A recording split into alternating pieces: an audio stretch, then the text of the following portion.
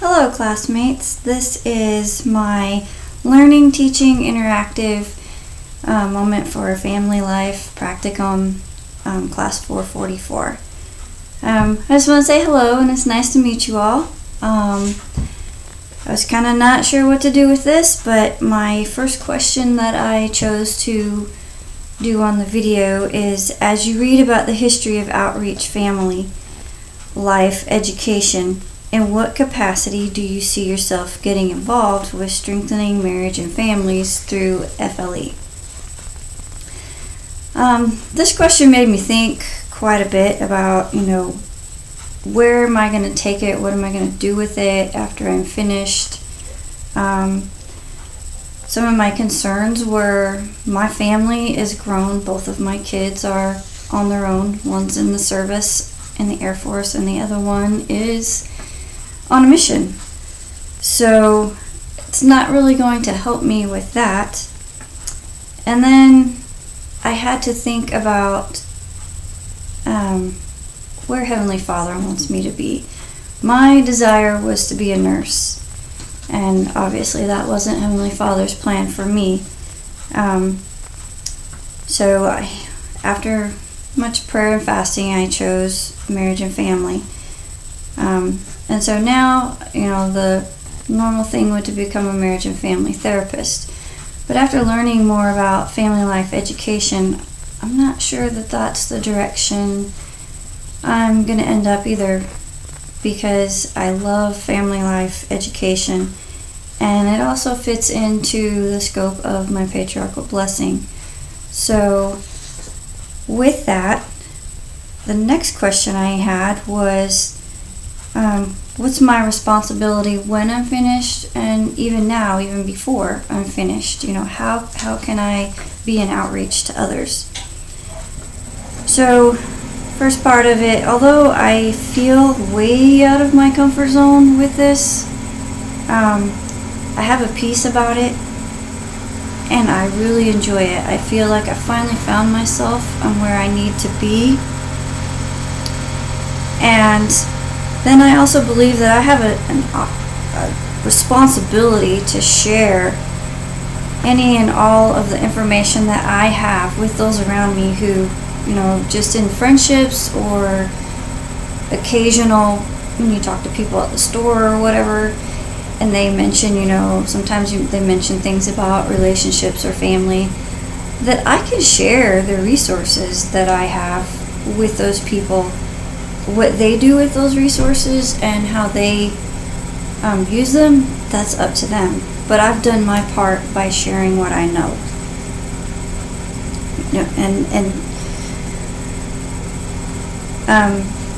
Some of the examples that I thought of that I could share are, books, websites, movies, stories that could be relevant to what they're talking to me about.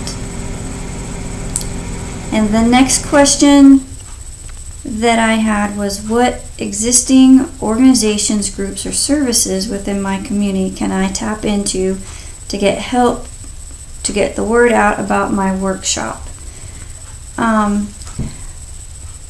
was really happy when I learned about this, because a lot of things that we've already been doing with the organization that I'm with, which is Patriot Hope Missions, it's a mission for veterans or service members. We also work with active duty. But some of the things that we've already done is, forming partnerships. And so these same partnerships will work with getting the word out for the FLE, people that are already interested in the kind of services that we provide or that we're working on. So my first one is, many of the churches in my area are creating small groups or life groups of veterans, so that veterans can be together, help each other, and start that interaction in a small group within the same church. Blue Star Moms and other military nonprofit organizations. We have Blue Star Moms in the neighborhood, and we also have an organization called the Coffee Bunker. Heron's Crown Theater is a non-religious location that has offered to let us use their location for the workshops and classes. So that was a good one.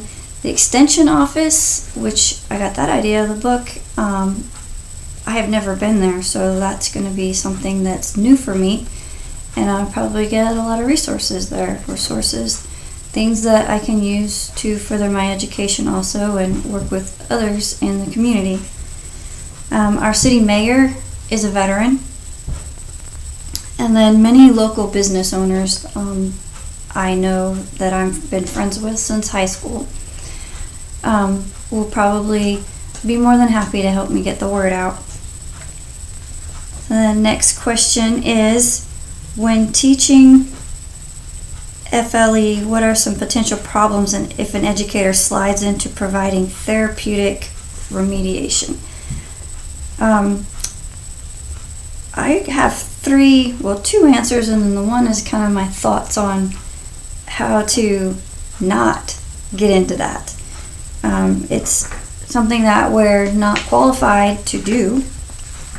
So, of course, because we don't have the qualifications, it could mean that we could face legal action. And it could even jeopardize our relationship in the community or with others that we're working with.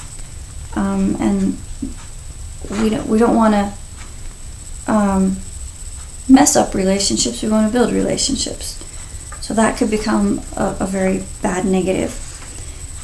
But I kind of think of it like this.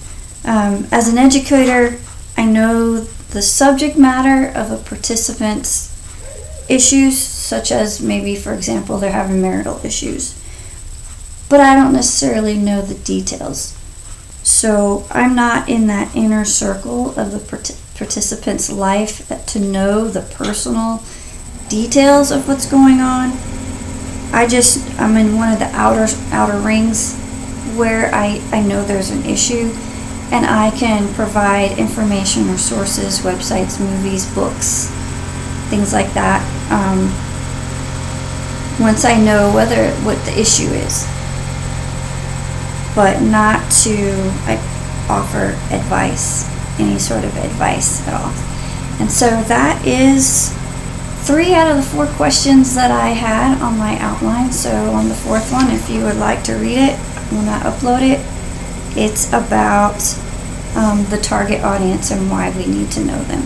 So I look forward to getting to know all of you and watching your videos, and I thank you for your time. Thank you.